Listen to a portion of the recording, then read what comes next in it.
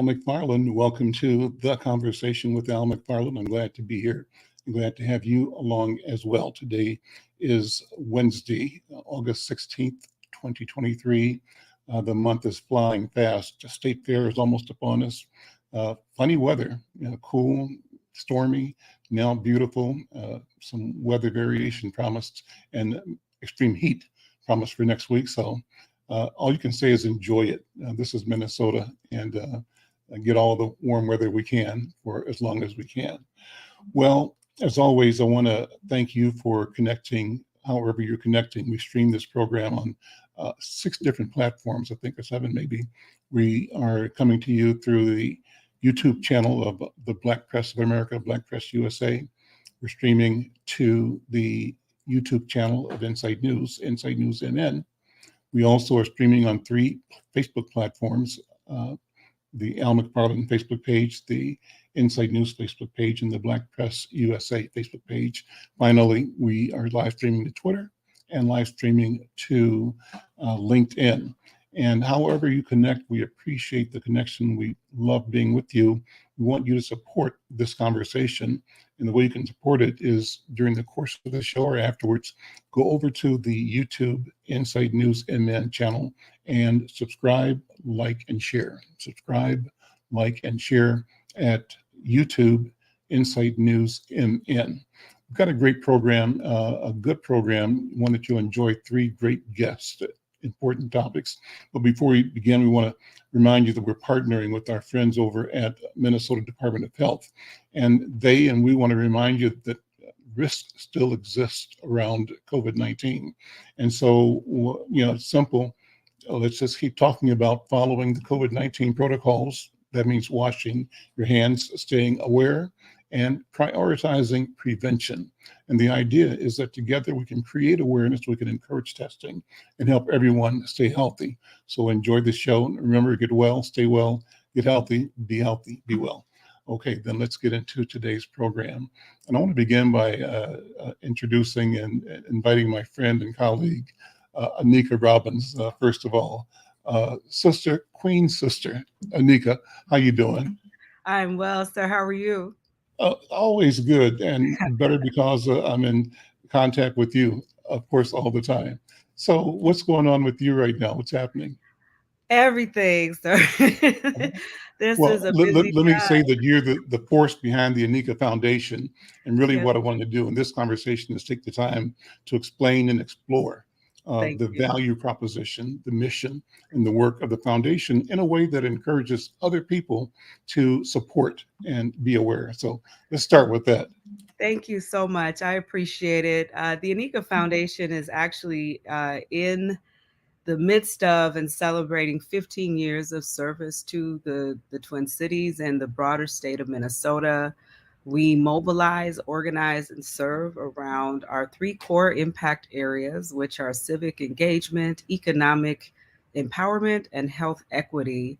And as you know, we've been able to do some work together, cross paths around the health equity work, but really excited to share some of the new initiatives or initiatives that have really grown and have taken flight, that we'd like to share today, and including even some things that we're hoping we can do with Insight News. But thank Oh, you. sure. Well, go ahead into it. Tell us what's on the All plate. right, thank you. Well,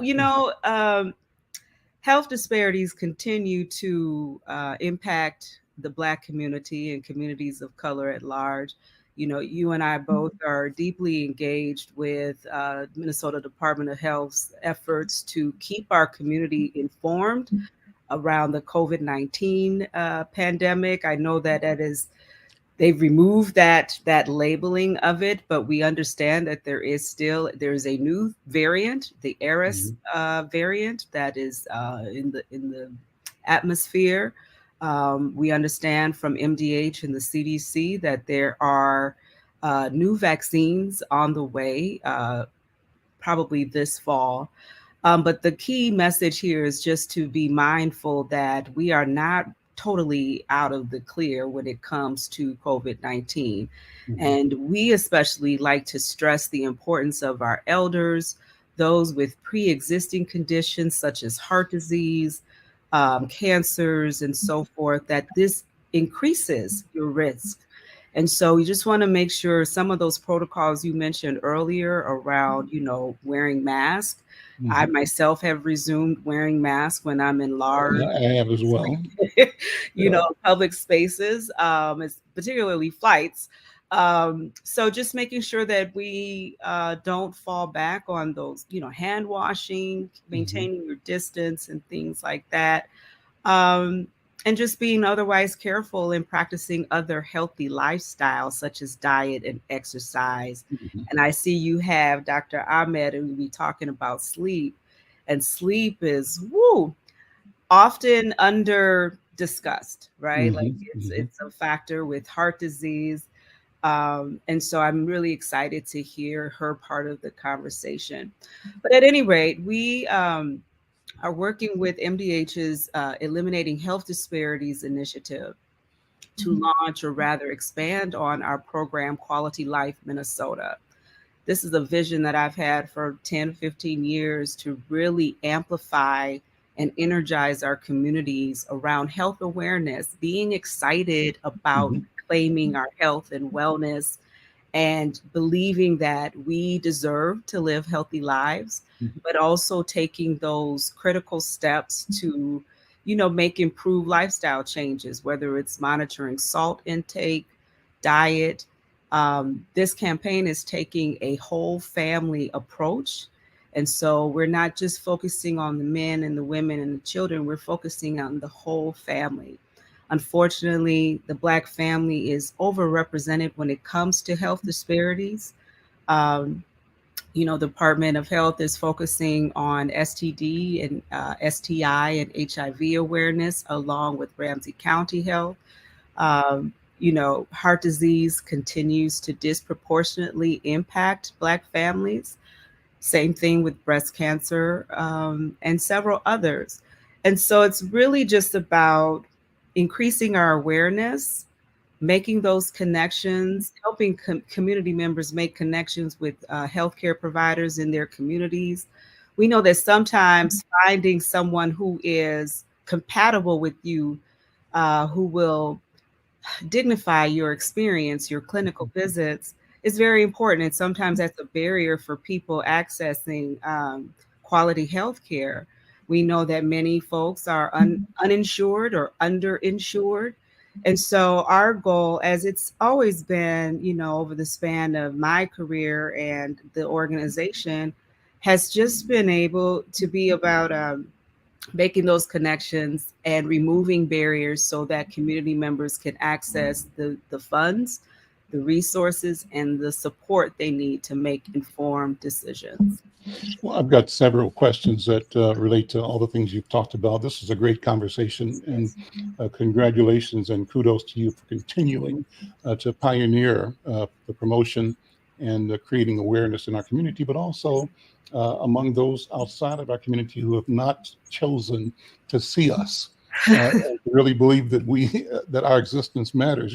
So the first comment I have that you really are addressing, it goes back to when we created the Minnesota Multicultural Media Consortium back in 1980 something. It was at the beginning of the HIV/AIDS crisis, right? Remember even though patient zero was somebody from London, the public disinformation campaign seated HIV and AIDS in Black people. That's right. And the mythology was Black people with eating green monkeys, right? And so denigration of Black culture, of Africa, the dehumanization of our people, and the institution didn't go full force to knock that down. And they let disinformation float about as if it had truth to it. And so we went to the health department saying, there's a problem here, because not only is the physical problem real, but the information environment around it encourages a certain toxicity that displaces the weight and the causality in a way that does equal damage and harm. And Yes. our earliest responses from the Minnesota Department of Health, we approached them as I approached them as a Black newspaper owner, Hmm. and they said, "Well, we are the health department and we don't buy advertising." What? Well, we think that first of all, do Black people read? That's what they said. Do Black people read? Oh, wow. And then they said that the ones who read probably read the Star Tribune like everybody else, you know. So Mhm. my response to them, Anika, was, "Have you ever heard of Jet magazine?" Come on now. They said, "No." I said, "That's Oh, the problem.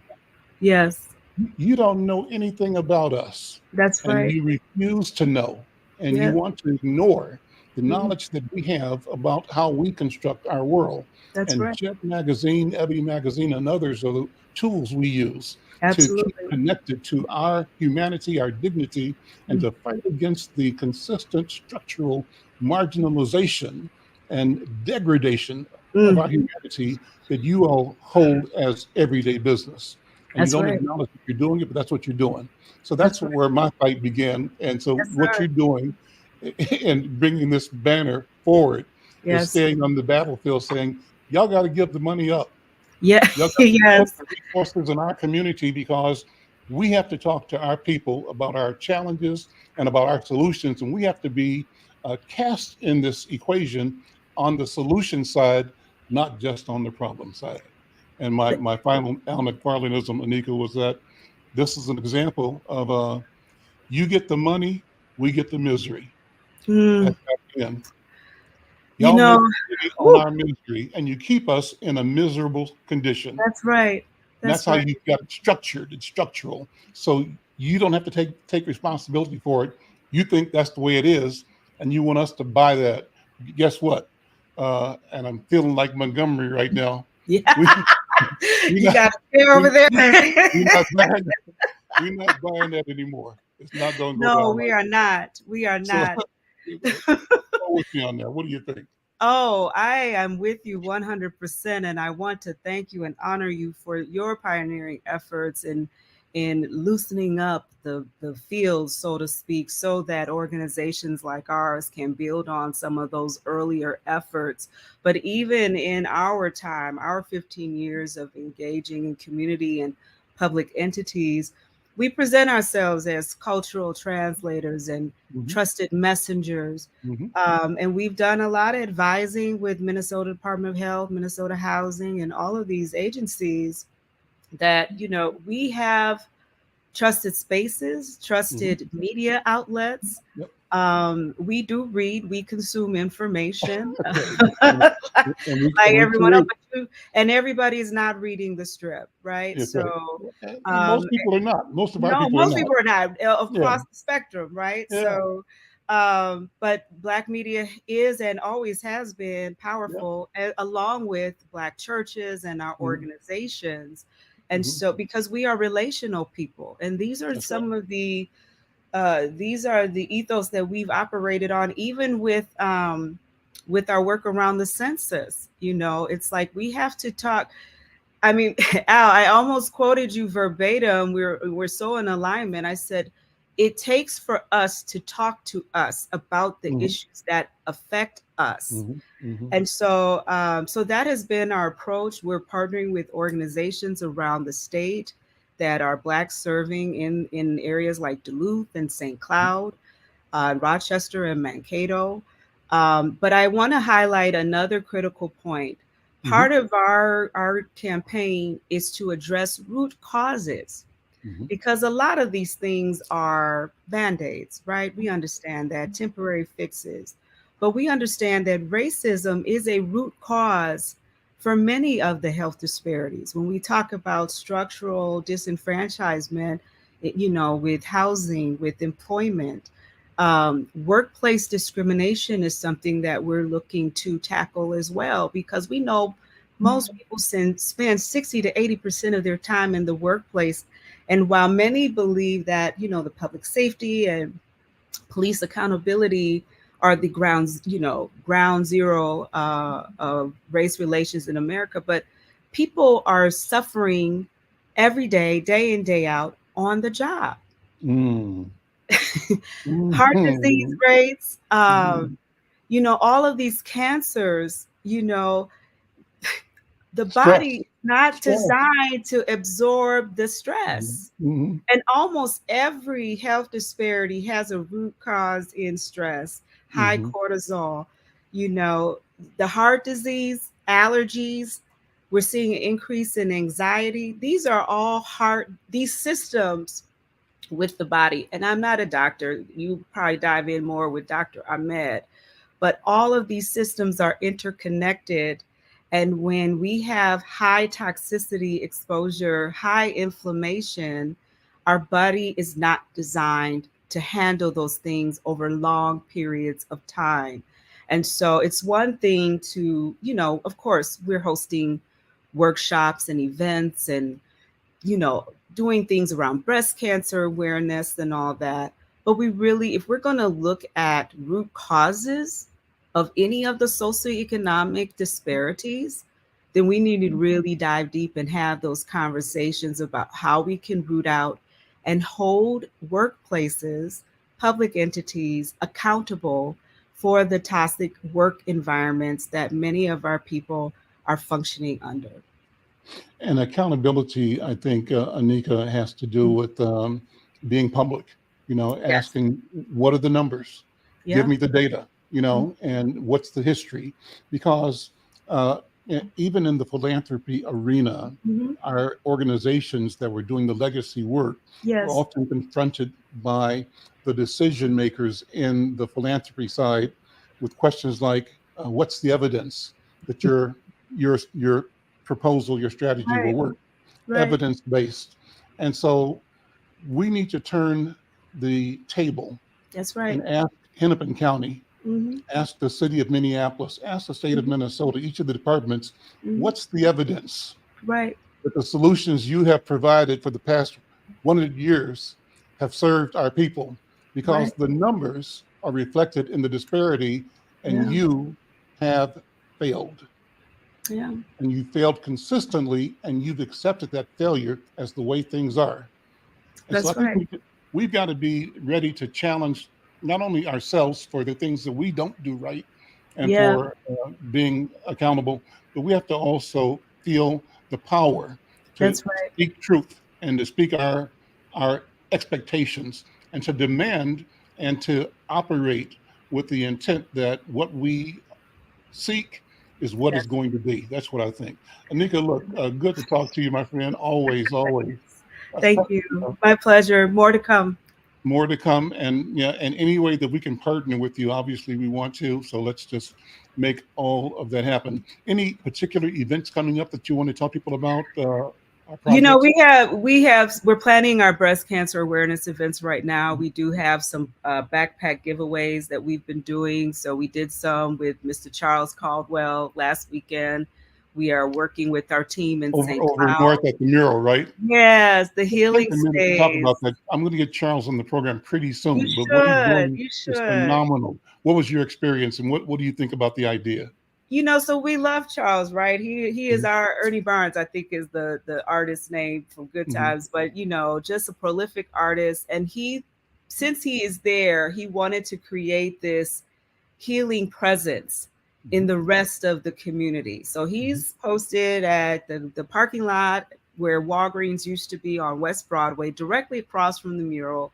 And folks know that they can come and have conversation, food, resources, just family. And it's a family affair for the Caldwells. His daughter, Keisha Caldwell, is one of our healthcare ambassadors.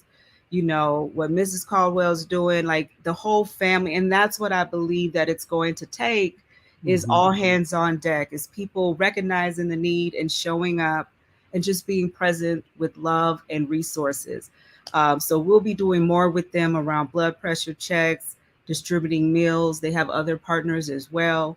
But yeah, like it's really that time in our community to come together, and when we see the need, don't wait to be asked. I see Austene is offering support. So I mean, that's what it's going to take is for Mhm. recognize it, show up and do your part. And so just kudos to Charles Caldwell. Let me throw one thing out there. This is another saying that I got from my grandma. Yes. And she said, boy, mind your business. And I took that into adulthood, saying that one of my mantras is Yes. our health is our business. Our health is our business. And I mean that in the sense of the double entendre, right? I'm minding my business, but it's my business and I have a right, to pay attention. And so until we understand and follow and engage the revenue streams associated with health, Yes. we're Oh missing my the goodness. boat. Can I just quickly Go ahead. Yeah. infuse? Dr. Sam Myers did a study on this, the economic impact of Hmm. health disparities, right? Hmm. There's another brother that maybe we could partner to bring him to the Twin Cities when we really look at the deep historical impact of disparities on the economy, but obviously Yeah. on our health as well. So it goes deep and it will require more than just us, but we're definitely going to, we're going to stir the pot. Anika, thank you. Yes, sir. We'll see you later.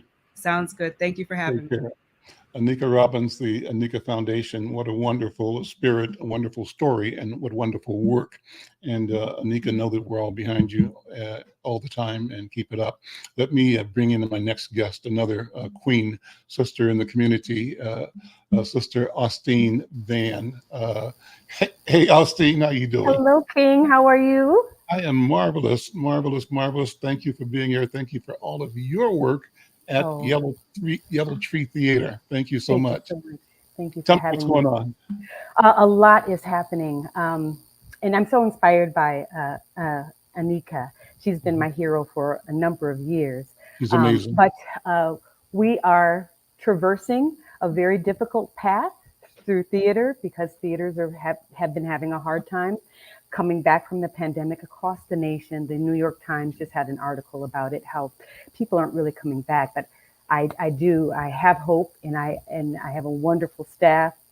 We have a wonderful season coming up, starting off with Agatha Christie and a fun Christmas show, and then Toil and Trouble by Lauren Gunderson, and then a show that I wrote about Josephine Baker, which will Mm. be our last show, and that will be co-produced with my other theater company, New Dawn Theater.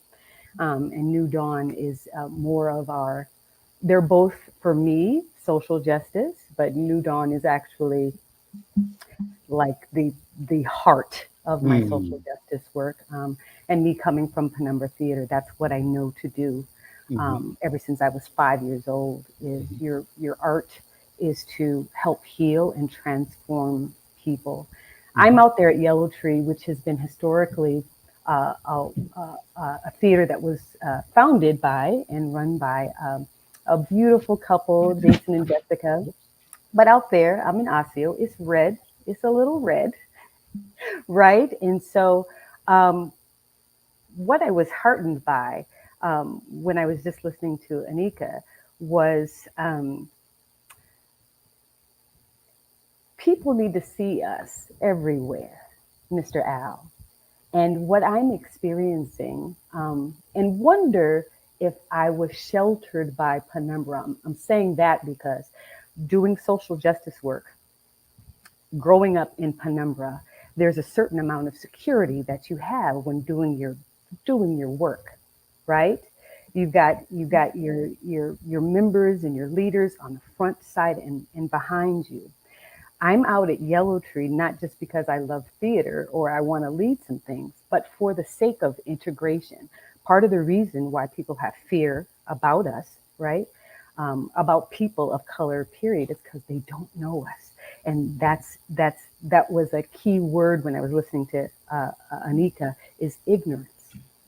Lou Bellamy said to me one time, and I was so excited to tell him I was directing. It was either, I think, at the Ordway, and I said, I think I'm the first to direct on their main stage and their McKnight stage when they had the McKnight stage. And what Lou said to me was, Austene, that's not really a badge of honor. I should do my Lou impression. Austene.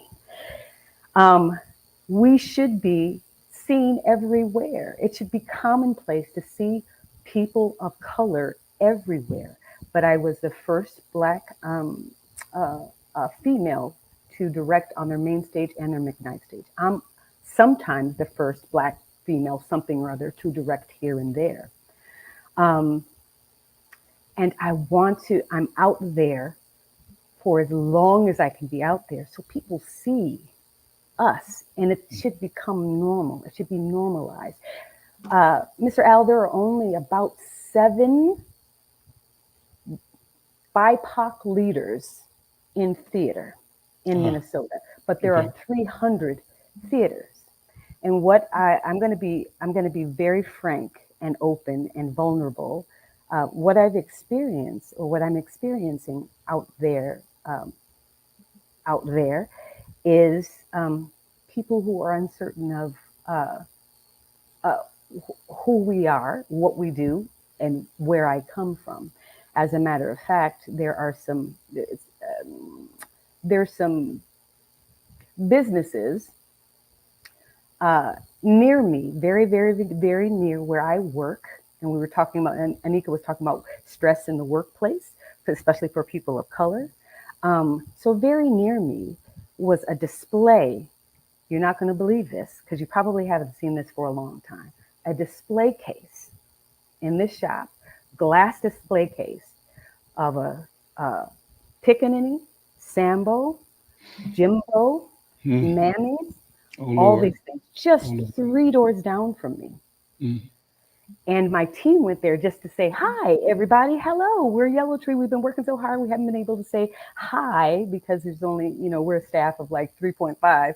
So we do a lot of work, and we were just so excited, and our jaws dropped. 50% of my staff is BIPOC, 50% of my board, over 50% of my board is now BIPOC. So we're looking at this display case and couldn't believe it. That's where we are. What neighborhood? We're in Osseo. Okay. We're in Osseo, and I'm thinking we just have been transported back to 18 something, right? But this is where we are, and this is how we need to serve for a time, because this is the place that needs to see us. It's not comfortable all the time. There are a lot of folks, though. We're experiencing an expansion of our audience, because who we have on stage are award-winning folks, right? We got Janicia and Thomasina and T. Michael and John Catron and George Keller and Bill McFarlane and all these folks, right? Yeah. So that means a different audience is coming, which means integration, which means people are going to rub elbows with other folks.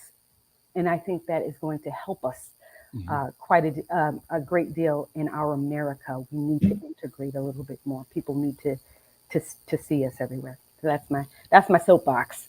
Well, it's a good soapbox. So let me jump on it with you, because I think what you're saying is that there's a need for us to be our authentic selves, to bring our authenticity without apology everywhere we go. Absolutely. And if we were hesitant in the past, we should be hesitant never again.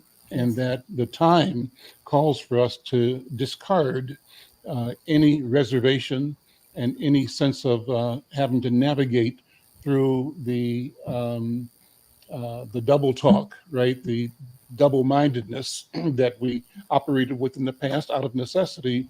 But I think we're moving into an arena of clarity, an arena of conviction, and an arena of strength that we know, that we believe is going to not only liberate us, but liberate them. And our mission today, then, you're describing it, our mission in the Osceols of Minnesota is to shine a light on the truth that has been hidden, forgotten, ignored, but can be ignored no longer. That's what I think. Absolutely. And I think about the core work that you all do as artists. What you do, from my point of view, is both practice and demonstrate the power of transformation. You use that word, transformed, right? So what does transformation mean to you personally, as an actor, as an artist, as a writer? What it means to me is that when the artists are doing what they do on the stage, they cease to be themselves and they become the thing that they are creating in theater. But but you can also step back and say that what they are doing is changing and inviting the audience to be part of that experience of transformation as well. And when people leave, they leave different from when they came in. That's what I think. Am I on track? Yes, you are absolutely on track. And what I've learned since I was 5 years old is that, like it or lump it, information we can put inside the vehicle of art. And that usually, not everybody sees the news, reads the news. We just talked about how people don't always read Star Tribune, right? So we can put our information about our humanity inside of this vehicle, and hopefully if you see, so it's a different aesthetic if you see the same story on a black body, but then that is a revelation. Oh my gosh, people are going through the same thing that I'm going through, except for it's just a different culture, and that's important. And then when you see yourself, or you see someone that you know on stage, and you see your image sometimes too, it pricks you, it provokes your thought, and maybe you'll roll up your sleeves for change. It's the heart, it's the brain that's first activated, and then it's your spirit and your body. What are you going to do about, now that you know this information, you've learned this, what are you going to do about it? Because whatever affects me, you think it's just me and my culture and my neighborhood, it's going to affect you in all the ways, economically, spiritually, physically. So yeah, it's transforming, it's healing most of the time. And some other time we can talk about the frequencies of music and voice and all that stuff and what it does to your body. Sure. Yeah. You know, Healing. Absolutely. So take a minute and walk us through the productions you mentioned. Yes. So and you've got with the Rats and the Wasps. Rats and that's an Agatha Christie. So they're short. She's one of the most prolific writers. So we're doing a short, the Rats and the Wasp Nest, and then Rats and the Wasp Nest together. And then, like I said, the rest of the season. And then personally, I'll be directing at Oslo. I'll be directing Lynn Nottage Intimate Apparel at Oslo and Sarasota this winter. And then I'll be back at the Guthrie to direct Skeleton Crew by Dominique Morisseau. Amazing. I'm going to give you another 30 seconds, if you don't mind, just to give the Austene Van family story, because you've got a great family. You've got shoulders you stand on that have to be acknowledged. My grandmother, we call her Ma'am. Her name is Timothy Olivia Van, and she directed August Wilson Writes About Model Cities Health Clinic, like in Radio Gulf. That was her. That was that lady. So this lady who raised 10 people and was on the board of this and on the board of that and played bass. I don't know how she had all this energy. Have no idea. But she made sure that we went to theater, we're cultured. She taught us dance in her kitchen and acting. And this was what we had to do for her patients at Model Cities Health Clinic. We had to perform.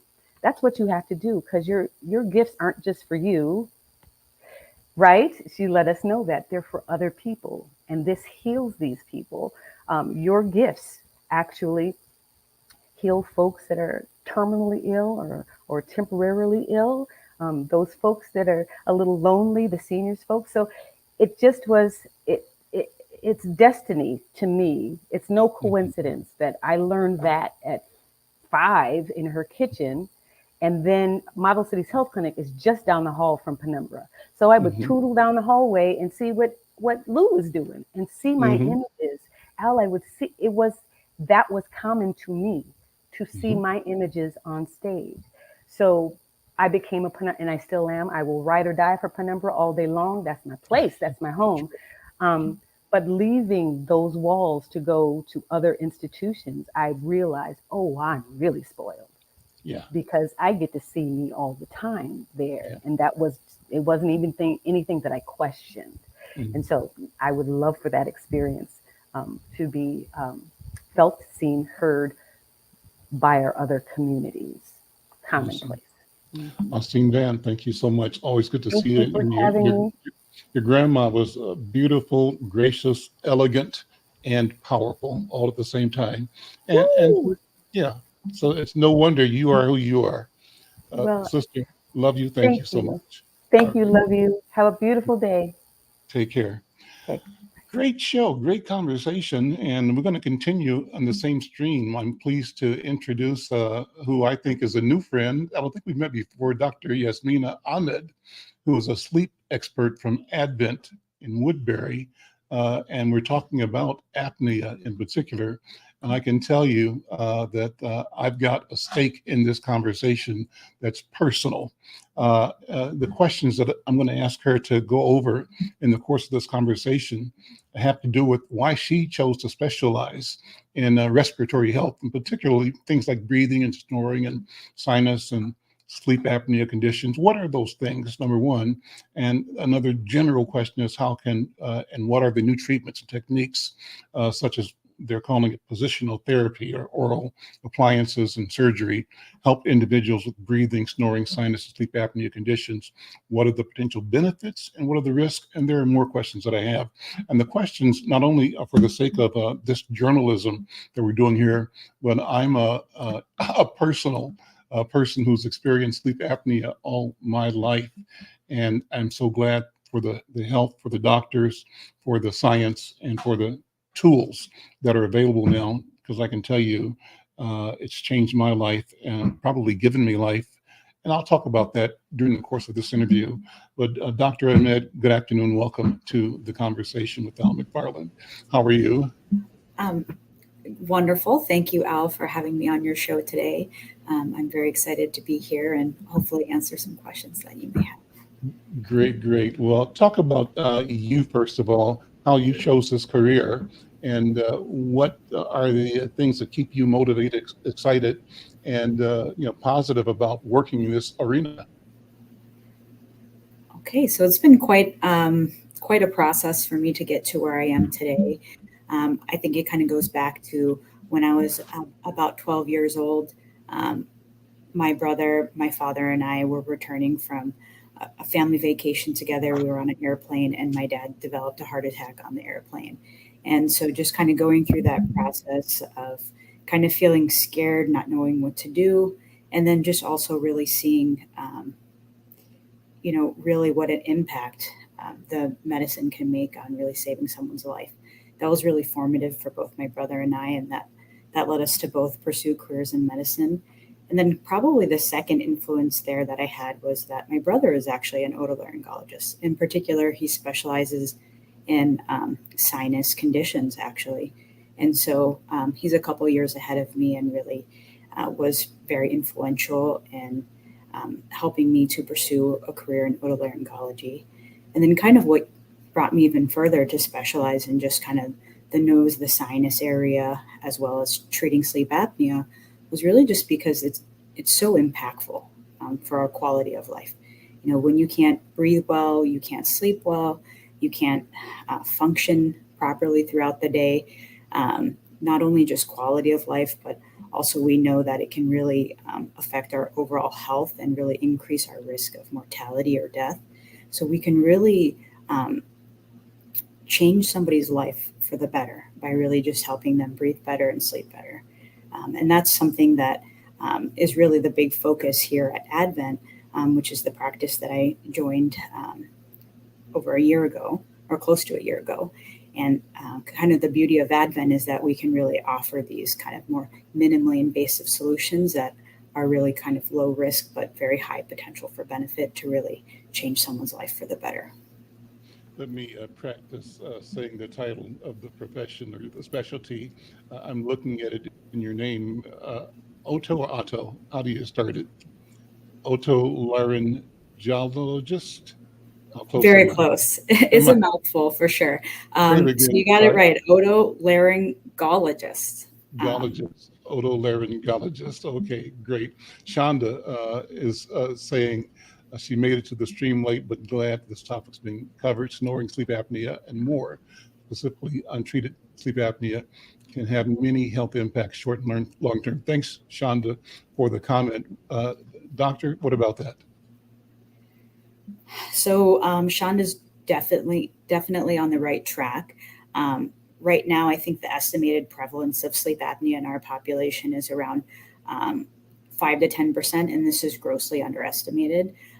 There are some reports that suggest that 80 to 90% of patients who have sleep apnea are actually not diagnosed.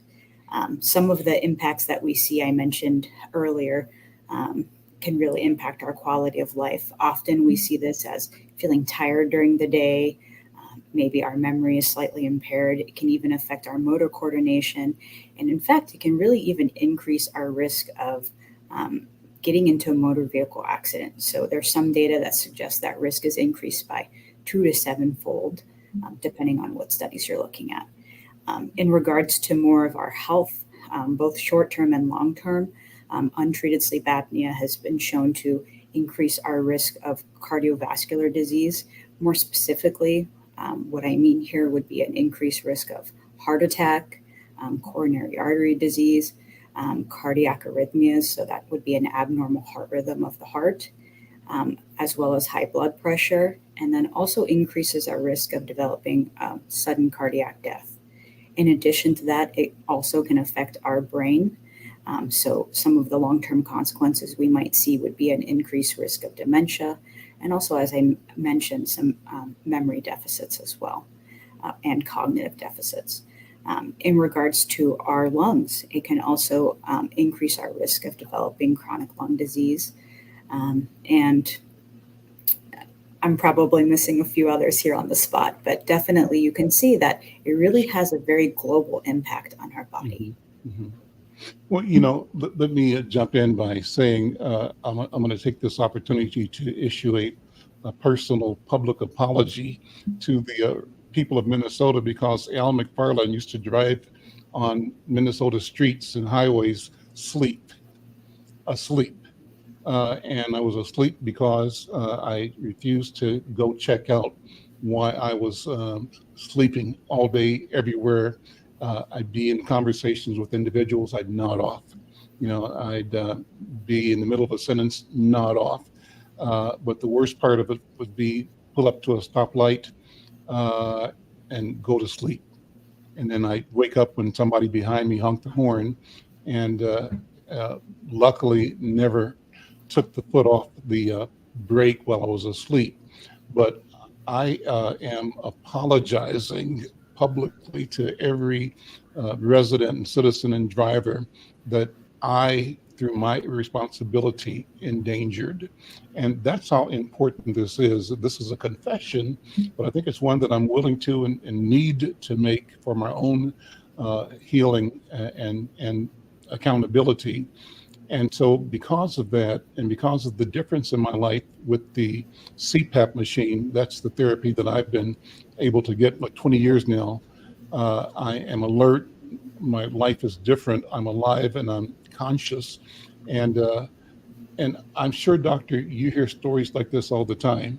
I'm saying it because I run across other Black men who say, oh yeah, I got a machine, but I can't wear it, or I just don't like it, or they have kinds of reasons to resist using it. And I say, look, man, let me give you my story.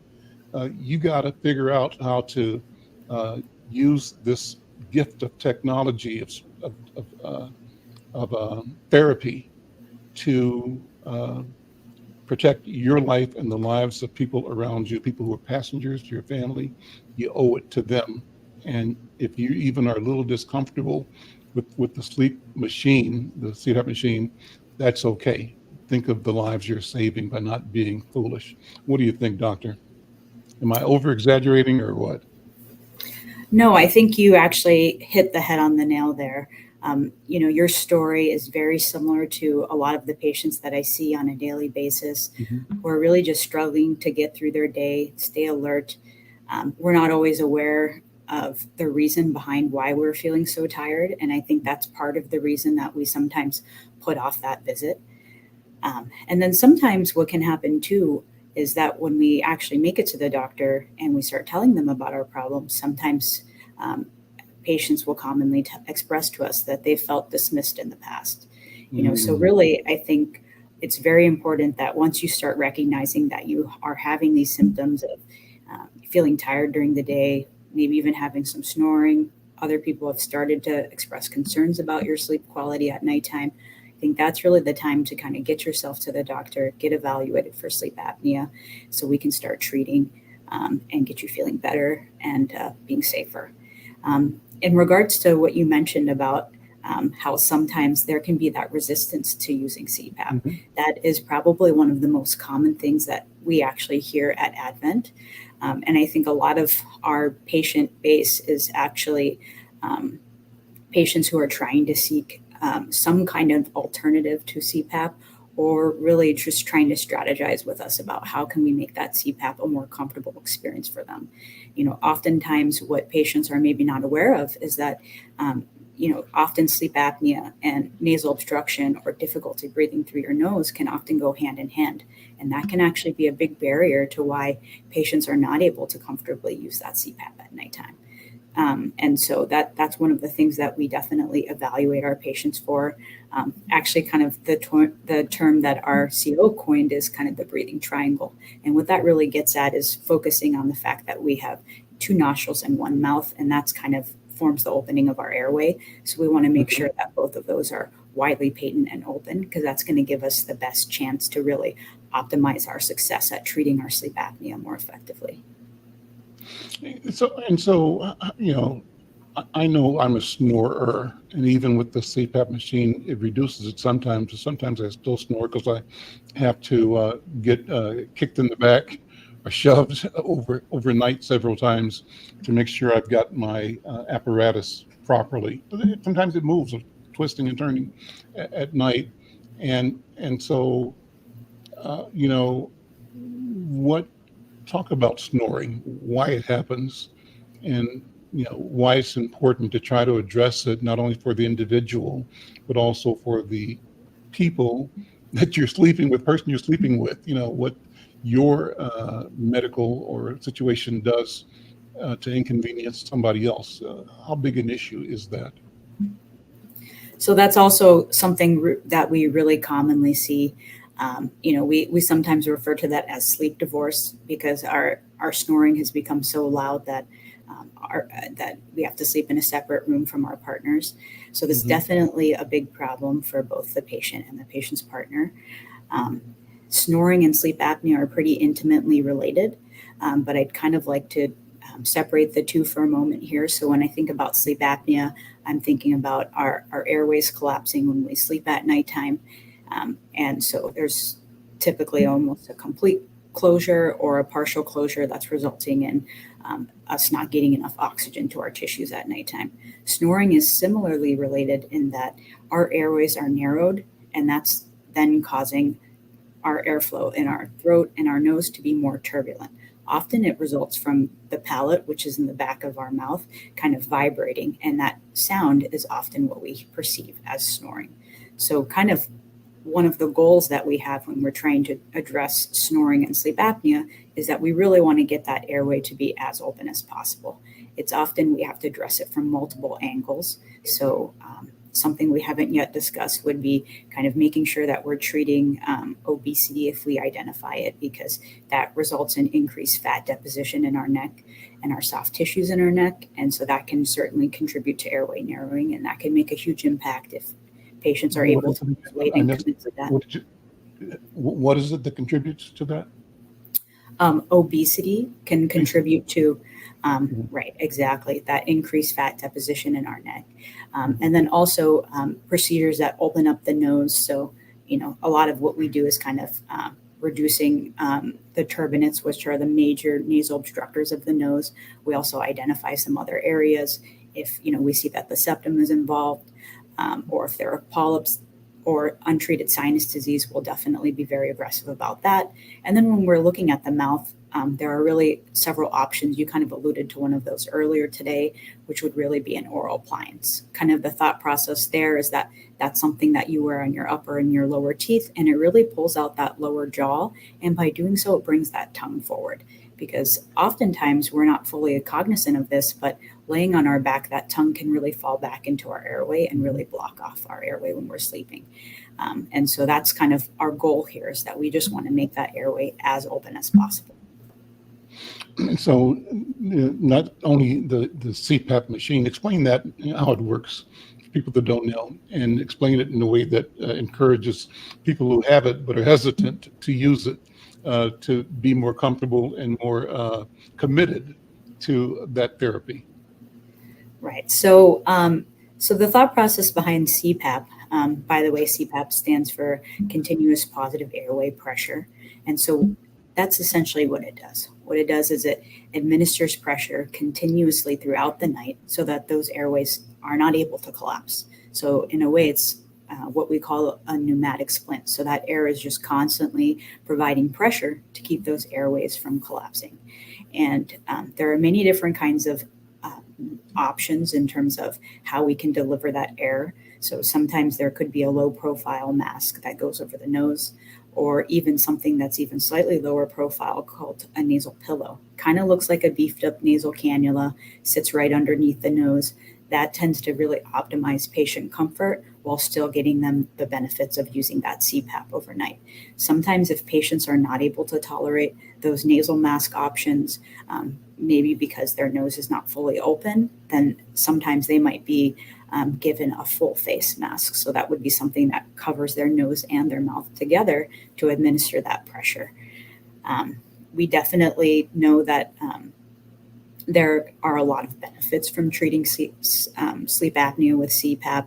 There's a lot of good data that really shows that it can reverse a lot of those negative health outcomes that I mentioned earlier, such as reducing that risk of cardiovascular mortality or death from heart disease when we actually treat that sleep apnea. Also kind of reversing some of that excessive daytime sleepiness, which, as we mentioned before, can really increase that risk of motor vehicle accidents when we're on the road.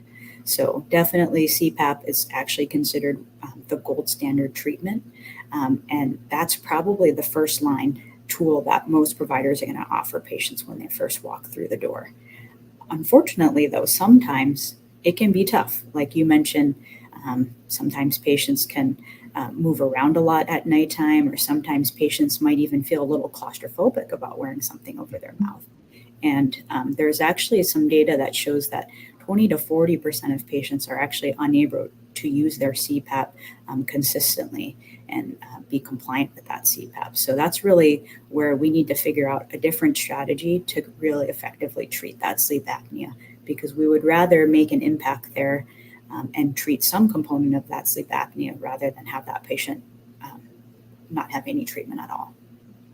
A couple of comments here, Doctor. One is the second comment is to ask you to talk about alternative strategies. Like there have been commercials on TV saying, "Oh, can't do CPAP. We've got a procedure," and I don't know what that is, but you might talk about what's being marketed now and what other options there are that either allow you to get the objective of sleep without the CPAP, if you can't do that. But the first question is not a question, it's a comment. And again, I'm kind of lampooning me, offering myself as someone to look at and laugh at and to, and this kind of is a personal arrogance, right? When I got the CPAP and it started working, and I said, boy, this is amazing. And kind of the reason I didn't get a lot of sleep at night was in part because I wanted to always push myself to stay up as long as I could, to work as hard as I could, and to nap a little bit, but keep staying up. And I would try to stay up, like at least 17, 18 hours, 20 hours a day and get by on 3-4 hours sleep or 5 hours. Obviously, you can't do it. I couldn't do it. And so Al, I'll say wrong-headed Al, gets the solution, the strategy, the CPAP machine, and the light bulb goes off saying, man, now I can get probably 8 hours sleep in 2 hours with this CPAP machine. So it gives me a chance to work harder and work more. I think that's the wrong way to look at it. What do you think? Well, I like the ingenuity there. I think most patients are going to need somewhere in the realm of 6 to 8 hours for us to really feel like our sleep was restorative. So I think that's what we should definitely be aiming for. Mhm. Okay, thank you. And so what about options now? What other alternatives? The television commercial that we see that invite those who are not having the best success with the CPAP machine. They say there's an implant or something else. What other strategies are there? You mentioned some earlier. Okay, so I can kind of tell you maybe a little bit more about what we do at my practice in particular, and then we could talk about some other procedures that are maybe more commonly pursued outside of my practice. So kind of at Advent, what we do is first we need to kind of determine how severe that sleep apnea is. So typically we actually will try to accommodate a home sleep study, so that really improves patients' comfort. Often it's a device that they wear on their finger for a couple of nights. That data gets sent back to us, and then we can stratify that patient based off of the severity of their sleep apnea. And that's what really helps determine our treatment options. So typically they're stratified into 3 different categories: mild, moderate, or severe. And then we also do a pretty comprehensive evaluation to identify any potential areas that are narrowed or obstructed, and we try to maximize that opening as much as possible.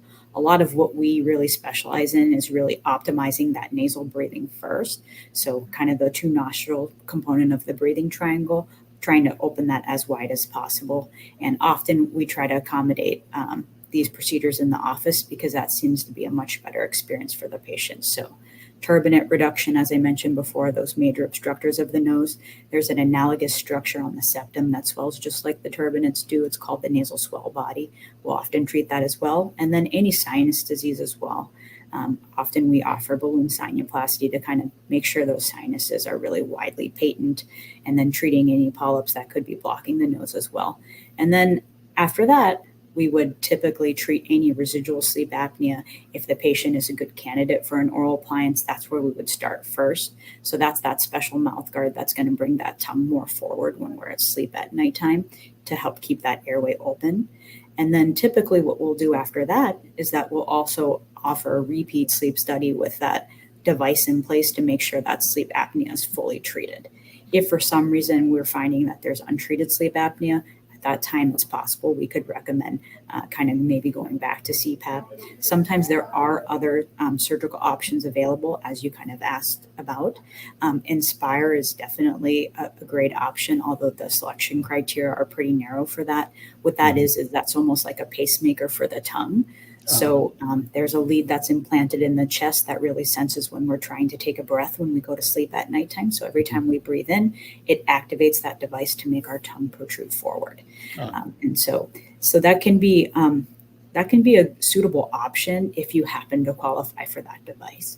And then there are certain other procedures that are really aimed at just trying to address obstructive areas in the mouth. So sometimes we might even try to shrink the tongue a little bit. We might try to move the mouth and the tongue a little bit more forward. We also try to target the palate area, which I said is often associated with snoring, vibrating, and so we might try to shrink that structure as well or tighten that structure up. Something called the uvulo-palatopharyngeal. We're out of time. Listen, this is a great conversation. I could listen. So I'm learning so much. Thank you so much, Dr. Yasmina Ahmed at Advent. Thank you for being here. And how do people reach you? What's your web address so people can follow up with you directly? Oh, wonderful. Yeah, so people can find us at adventknows.com. It can be spelled KNOWS or NSOE. Thank you so much. Thank you so much. All right. I'm Al McFarlane. Thank you for being here. We'll see you next time.